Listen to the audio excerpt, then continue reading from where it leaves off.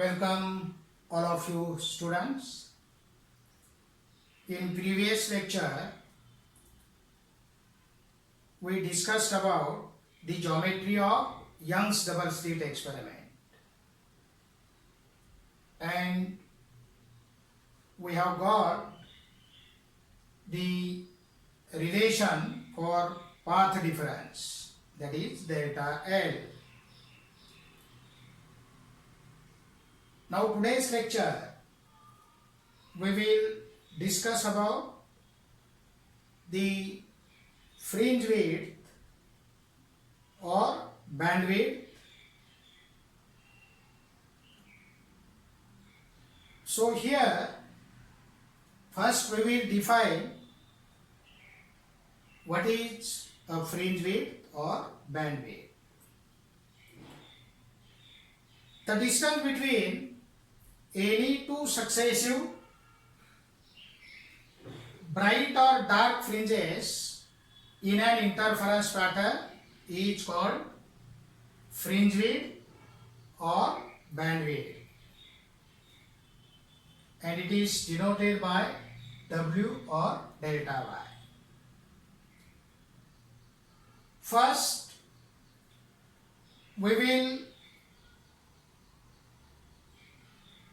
calculate the bandwidth for bright fringes. Suppose we have an interference pattern which consists of alternate bright and dark fringes, and at the center of interference pattern there is a bright band, bright fringe, and we can measure the distances of other bright bands from the central bright band. So bandwidth or fringe width is equal to W, that is equal to delta Y, equal to Yn plus 1 minus Yn. So this is the formula for bandwidth, say equation 1.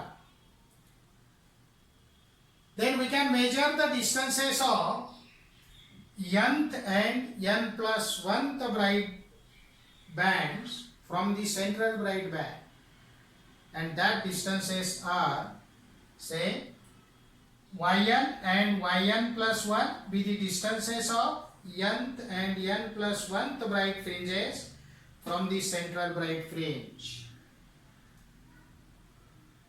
So Yn and Yn plus 1 are the distances of respective bright bands. But for nth bright fringe or band, we can write Yn d upon capital D is equal to n lambda. Therefore Yn is equal to n lambda d upon d. Similarly, for n plus 1th bright fringe or band, we can write Yn plus 1 into d upon capital D is equal to n plus 1 into lambda. Rearrange the terms, we get Yn plus 1 is equal to into bracket n plus 1 into lambda d upon small d, say equation 3. Then substituting the values of Yn and Yn plus 1 in equation 1, so equation 1 becomes W is equal to Yn plus 1 minus Yn. So we have substituted the values, and after simplifying we get W is equal to lambda d upon small d. Say equation 4. So this is the formula for bandwidth or fringe width for bright fringes or bands. Similarly, we can find out the expression for fringe width for dark fringes. So it is denoted by W dash. We can measure the distances of mth and m plus 1th dark fringes from the central bright fringe. So that distances ym and ym plus 1 be the distances of mth and m plus 1th dark fringes from central bright fringe. And therefore, for mth dark fringe, we can write ym d upon capital D is equal to into bracket m minus half into lambda. Rearrange the terms.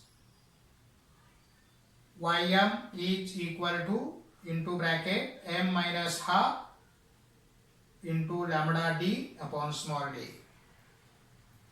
And for m plus 1th dark band, we have ym plus 1 d upon capital D is equal to into bracket m plus 1 minus half into lambda. Then ym plus 1 is equal to m plus 1 minus half into lambda d upon small d. And substituting the values of ym and ym plus 1 in this equation, and after simplifying, we get W dash is equal to lambda d upon small d. Say equation 5. So from equation 4 and equation 5, it is clear that W is equal to W dash, that is equal to lambda d upon small d. Means fringe width or bandwidths for bright and dark fringes are equal. Hence, bright and dark fringes are equally spaced. The widths are equal. So this is the expression for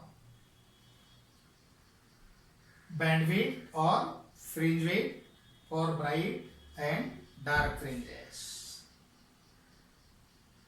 Then we can obtain the relation between the path difference, that is delta L, and phase difference delta phi.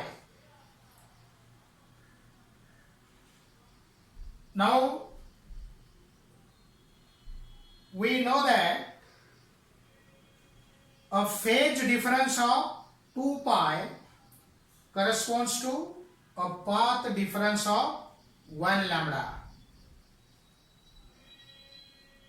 Therefore, we can write the phase difference, that is delta phi is equal to 2 pi by lambda into delta L. But for constructive interference, or for bright fringes, we can write the relation between phase difference and path difference, that is delta phi